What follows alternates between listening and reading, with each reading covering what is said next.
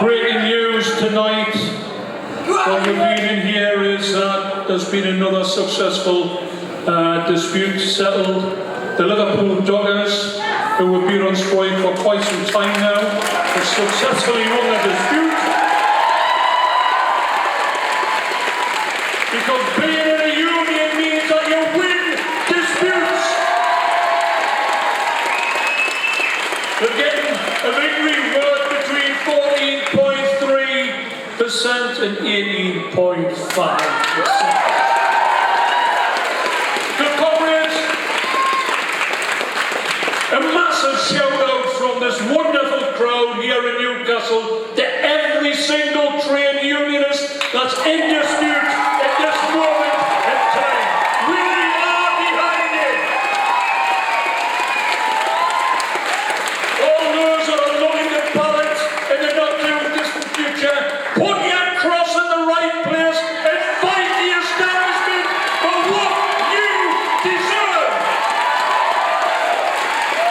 We shouldn't be pleading. Trade unionists, ordinary people shouldn't be pleading for decent wages. We shouldn't be on our hands and knees. We shouldn't be shackled, pleading for good safety and health in the workplace. We shouldn't be pleading to retain the terms and conditions that we fought for many years. And we shouldn't be pleading on our knees for anything which we've successfully been in dispute for over generations. These have been hard won, and we need to ensure that we move forward, comrades. I'm a veteran of the 1984-85 miners' strike, and you know what, it taught me so much. It really did. You know what we used to get on the picket line? I'm sure there's a lot of people in here who weren't around at the time. I've seen one or two that were, by the way, but never mind. We got absolutely battered to pieces by the police. We got arrested. We got jailed. We got assaulted. They destroyed the communities in which we live. But let me tell you, comrades, the victory was in the struggle itself.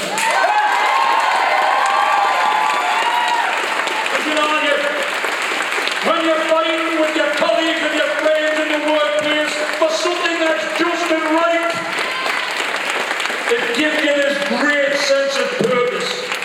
And I always tell everybody a miners' strike, the year-long dispute was the best year of my life. My wife doesn't like us saying that. She thinks I should say it wasn't as good as the day we got married, and she says the day we had our children, and perhaps she has a point, but I'll tell you what, what's, the strike itself, fighting not for money. We're fighting for the future, for kids, for communities, and for the trade union movement. And it was absolutely brilliant. It really was. I wasn't educated at the top universities in this country. I wasn't educated at the top colleges in this country. I was educated by hard-working men who probably didn't have a qualification from leaving school at all. Miners, the salt of the earth, and we're all getting older and older.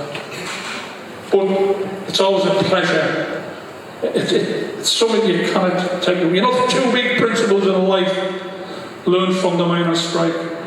Never forget your roots. Never cross a picket line. Disputes up and down the country, sector by sector, industry by industry. We've seen the PCS, a fantastic union. Over 100,000 workers looking to go on strike. The PCS is a fantastic union. The vast majority of the PCS workers, A lot of them get criticised for what they do within the DV group. Lots of these PCS workers are the most poorly paid workers in the country. And they'll bring the country to a standstill, mind, if they need the support of everybody in here. And we need to get half of the land in a picket line to support them. And what about the nurses? The first time in 106 years, the nurses have agreed to the ballot of the heart strike action. Come on, bring it on! Honestly, I'll tell you this. There's not a man, not a woman, no beast will stop Lavery on the picket line with the nurses. I'll be there, I'll be on the front line, and I'll have the banner, and I'll be supporting the same way as I have done all my life. Support people in struggle, because you know we've got some challenges, man. We've got some challenges. We live in a society brain full of inequalities.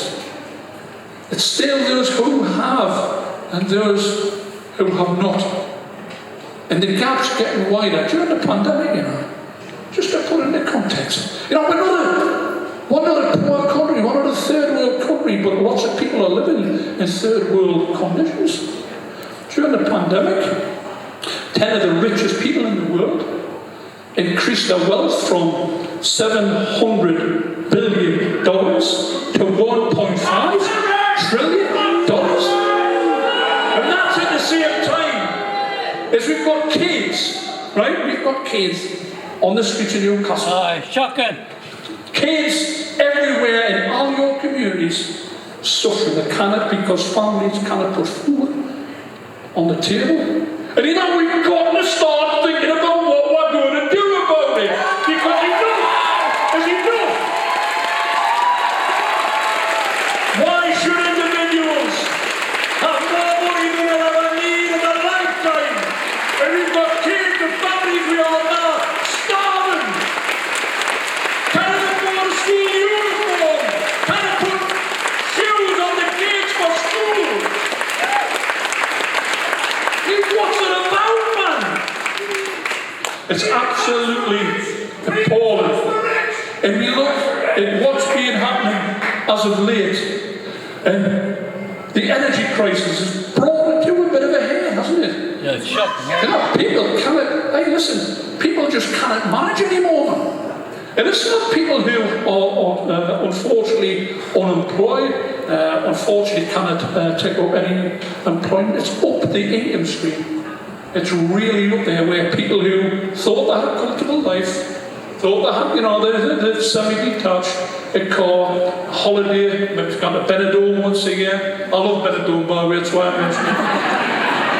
It's not just the people who are earning, you know, well, basically on the breadline. It's up the income scale. It really is. And it's not a case, you know, anymore where people think, well, we'll let ends meet this month, and we'll save so extra next month. People cannot afford to live anymore. And that's the difficulty. And the challenge for everyone in here is to do something about it. Enough is enough. So whether it's the NHS, whether it's the GP surgeries, whether it's the ambulance service, whether it's the A&E, whether it's the hospitals themselves, the doctors, the nurses, the people who work and administer things within, you know, whether it's the entire NHS workforce, whether it's the transport workers, victory to the RMT, by the way, victory to the RMT, whether it's the transport workers, whether it's the public sector workers, like we mentioned, the PCS, whether it's workers in the private sector who choose to take industrial action, we've got to get behind them. You know, because I'm pig sick, you know. Yeah, can you imagine? People think it's easy being an MP. It is, by the way. But I've got to sit in that chamber looking at the Conservative MPs opposite me virtually every day. That's not easy, man, I'm telling you. And when frankly. We thought Halloween had come a lot sooner. But I mean, you've got your hand, Jacob Rees-Mogg, the minister for the 17th century. You know, I love saying Jacob Rees-Mogg because of my accent. You know, Mogg and Dog, you know what I mean? People understand that. You had other people, I'm not going to get too personal, but I tell you, it was frightening. Stop making us look jokes like that. But sitting, I'm being serious, sitting in the chamber and listening to what Saul Brotherman, good grief, have you heard what they're saying? This Ferry P. Lee, whatever his name might be, and you've got all these people sitting, basically they wouldn't be able to place some of these people on the Tory backbenches and some of them on the front bench wouldn't be able to place in the National Front. And I'm not joking. And this is how dangerous the situation actually is in the House of Commons. So we've got a massive challenge in our story. The massive challenge to rise up. Because I get the feeling that we're not doing enough. It's great being here at the Enough's Enough rally. It's fantastic. There's some great speakers from the Pig Point, the Factory Floor, etc. It's brilliant to hear them. But it's not good everybody just walking home the night and say, hey, that was a good night. The beer was alright, and the speeches were good, without like having thoughts of what we need to develop. We need an uprising. We need an uprising from the grassroots, from the working class communities. We need to get back into the communities, man. We need to give them something. We need to have a bold vision of the future for ordinary working people in our communities. We shouldn't be worried what the Guardian might say, or what the Daily Mail might say, or the Express might say. We know what's wrong, and we know what's right. And by goodness, there's a lot wrong at this moment in time. Why should we? Why should we? There are people in here from the northeast. Why should we have a life expectancy of 10 to 15 years less than other places in this country? Us? You know what? Has anybody discussed that today? And the answer is probably no, because we're accepted.